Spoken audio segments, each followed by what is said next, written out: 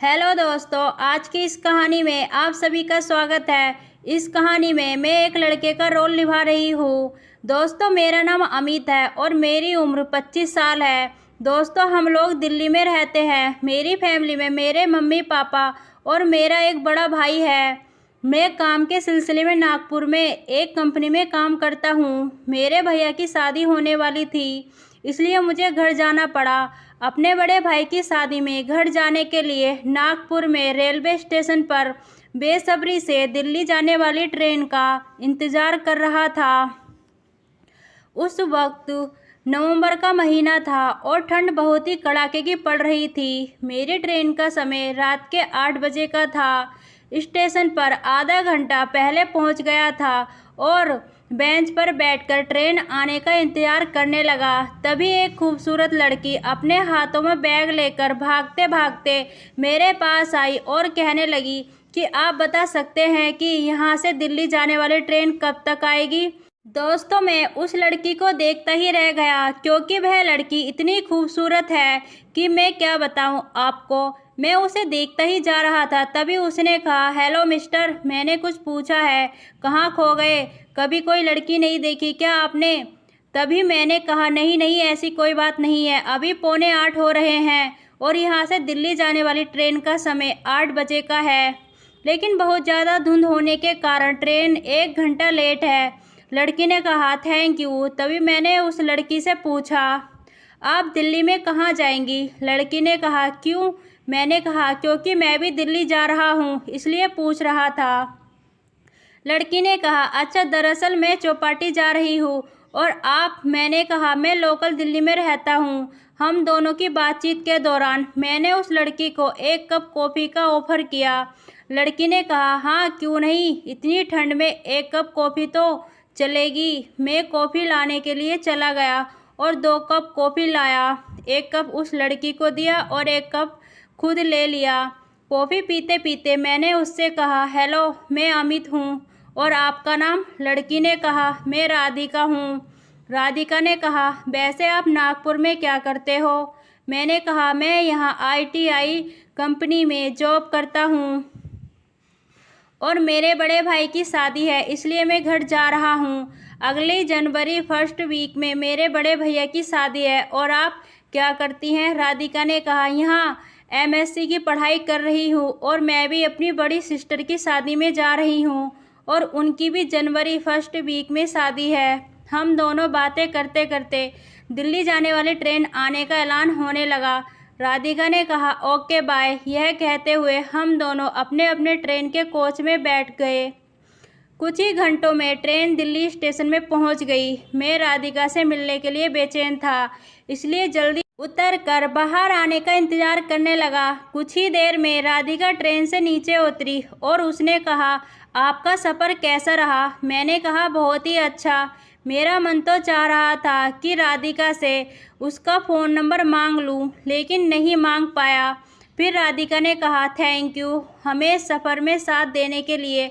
फिर से मिलेंगे। यह कहते हुए राधिका अपने रास्ते में चली गई और मैं उसे बस देख ही रहा था और कुछ देर बाद मैं भी अपने घर की तरफ चल दिया। घर जाने के बाद मुझे बस राधिका की याद आ रही थी और मेरा मन उससे मिलने को कर रहा था। आखिरकार वह दिन आ ही गया। मेरे बड़े भाई की शादी होने वाली थी। अपने बड़े भाई और बारात के साथ लड़की के घर में शादी के लिए चला गया। राधिका कोई और नहीं बल्कि मेरी भाभी की छोटी बहन थी, पर मैं नहीं जानता था कि वह लड़की मेरे होने वाली भाभी की छोटी बहन है। हम बारात लेकर लड़की के घर चले गए। तभी राधिका मुझे अपने जीजा के साथ देखकर हैरान हो गई। राधिका सोचने लगी कि अमित ने कहा था कि उनके बड़े भाई की शादी है। अमित ने पहले राधिका को वहाँ पर नहीं देखा था, क्योंकि शादी में बहुत सारे लोग होते हैं, लेकिन राधिका ने उसे देख लिया था और देखकर खुद मेरे से मिलने के लिए आई और कहा, हेलो अमित जी, मुझे पहचान रहे हो? अमित राधिका को देखकर हैरान रह गया और कहा, राधिका, तुम यहाँ और कैसे? राधिका ने कहा, मैं भी तुम्हें देखकर हैरान हूँ, तुम यहाँ और कैसे? फिर दोनों ने अपना अपना परिचय दिया और खूब हंसी मजाक करने लगे। शादी होने के 5 दिन बाद राधिका ने अपनी बहन को फ़ोन किया, लेकिन भाभी जी नहाने चली गई थी और फ़ोन नहीं उठाया। फिर हम दोनों में बहुत सारी बातचीत हुई। आखिर राधिका ने कहा, अब फिर तुम अपने नंबर से मुझे फ़ोन करना, मेरा फ़ोन नंबर दीदी के फ़ोन से ले लेना। उसके बाद राधिका ने फ़ोन काट दिया और मैंने राधिका का नंबर भाभी के फ़ोन से ले लिया। एक दिन मैंने राधिका को फ़ोन किया। उस वक्त रात के 10 बज रहे थे। फ़ोन उठाते ही मैंने कहा, राधिका जी कैसी हो? राधिका ने कहा, हाँ मैं ठीक हूँ, और तुम मैंने कहा, मैं भी ठीक हूँ। रात के 12 बजे तक हमारी बातें हुई और हमने खूब सारी प्यारी बातें की और वह मुझे बहुत खुश लग रही थी। खुश तो मैं भी बहुत था, क्योंकि मैं क्रिकेट खेलना चाहता था, मुझे तो मौका चाहिए था। फिर मैंने कहा, कब जा रही हो नागपुर? राधिका ने कहा, 7 दिन बाद। और तुम? तो मैंने कहा, मैं भी, लेकिन अभी तक मैंने टिकट नहीं कटाया। तभी राधिका ने कहा, मैंने भी अभी तक नहीं कटाया है। और हाँ सुनो, तुम एक काम करना, तुम अपना और मेरा टिकट एक साथ ही कटवा लेना। मैंने कहा, ठीक है। फिर एक दिन हम दोनों नागपुर के लिए ट्रेन से निकल गए। रात का समय था और बाहर बहुत ज़ोरदार बारिश हो रही थी। हम दोनों साथ साथ बैठकर बातें करने लगे। मैं उस दिन बहुत खुश था, क्योंकि आप जानते हैं कि अब हम दोनों के बीच होने वाला था। ठंड बहुत ही ज़्यादा थी। तभी मैंने राधिका से पूछा कि तुम किसी से प्यार करती हो या फिर तुम्हारा कोई बॉयफ्रेंड है? राधिका ने कहा कि अचानक से यह सवाल क्यों पूछ रहे हो? लेकिन मेरे फिर से पूछने पर वह बोली कि अभी तक तो कोई नहीं है। मैंने कहा, क्यों, किसी से प्यार नहीं करती हो? उसने कहा, अभी तक तो नहीं किया। फिर राधिका मुझसे पूछने लगी कि अमित, तुम किसी से प्यार करते हो? मैंने कहा, हाँ करता हूँ तुमसे। राधिका बोली, पागल हो गए हो क्या? मजाक मत करो और सही सही बताओ, कौन है वह खुशनसीब लड़की जो तुम्हारी होने वाली है? मैंने कहा, राधिका सच में मैं तुमसे बहुत प्यार करता हूँ और मैं तुम्हारे बिना नहीं रह सकता। राधिका, तुम्हें क्या पता है, जब मैंने तुम्हें पहली बार देखा था तब से मुझे तुमसे प्यार हो गया था। इतना सुनते ही राधिका भी मुझसे कहने लगी कि आई लव यू अमित, और मैंने राधिका को अपने प्यार का इजहार कर दिया।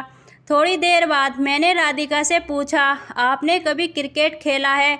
उसने कहा, मैंने कभी नहीं खेला। क्या तुम मुझे क्रिकेट खेलना सिखाओगे? मैंने कहा, क्यों नहीं। उसके बाद तो हम समझ ही सकते हैं, जिस चीज़ को पाने के लिए मैंने इतना इंतज़ार किया था, वह लम्हा अब मेरे सामने था। हम दोनों ही एक दूसरे में खो जाना चाहते थे। हम दोनों को ही बिल्कुल भी सब्र नहीं हो रहा था। तो दोस्तों, हम दोनों ने चलती हुई ट्रेन में ही मस्त वाला क्रिकेट का खेल खेलना शुरू कर दिया। क्रिकेट खेलने के बाद हम दोनों को ऐसा लग रहा था जैसे कि हम जन्नत में आ गए हैं। हम दोनों ने 3 घंटे तक क्रिकेट खेला और फिर हम दोनों ने एक साथ बैठकर खाना खाया। हम दोनों बहुत खुश थे, क्योंकि जो हमें ज़िंदगी में चाहिए था वह हमें मिल गया था। 1 साल बाद राधिका की पढ़ाई ख़त्म होने के बाद ही हम दोनों ने घर वालों की मर्ज़ी से धूमधाम से शादी कर ली। अब हम दोनों एक दूसरे को अपने जीवन में पाकर बहुत खुश हैं। तो दोस्तों, यह कहानी कैसी लगी? वीडियो अच्छी लगी हो तो वीडियो को लाइक और